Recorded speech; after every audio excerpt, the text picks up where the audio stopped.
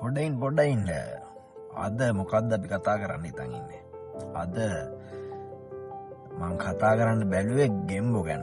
ඔයගොල්ලෝ දන්නවද ගෙම්බෝ වතුර බොන්නේ නැහැ කියලා කටින්. ඒගොල්ලෝ කටින් නෙමේ වතුර බොන්නේ. ඔයාලා හිතන විදිහට කොහෙන්ද වතුර බොන නැත්තේ. ඇත්තටම ඒගොල්ලෝ බොන්නේ ඒගොල්ලොන්ගේ සමෙන්.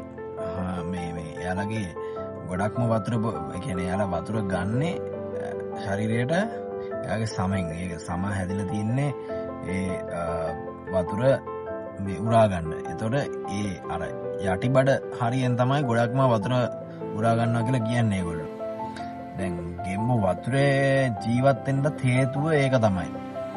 ඒගොල්ලෝ ගෙම්බෝ එතකොට වතුර ජීවත් වුනේ නැත්තම් මේ ඒගොල්ලෝ මැරලා යන්න පුළුවන්. ඒතර එයාලා වතුර නැති වුණොත් එයාලා මැරෙනවානේ. මේ කියන්නේ වතුර හැම ජීවියෙක්ටම වතුර ඕනනේ, බොන්න ඕනනේ.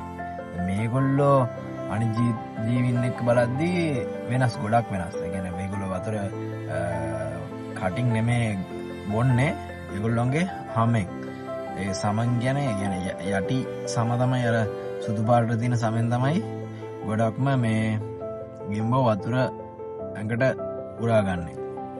ඉතින් මේ වගේ ෆැක්ට්ස් ඔයගොල්ලොත් දැනගන්න ඕන නම් මා ෆලෝ කරන්න, TikTok වලින්, YouTube වලින් subscribe කරන්න.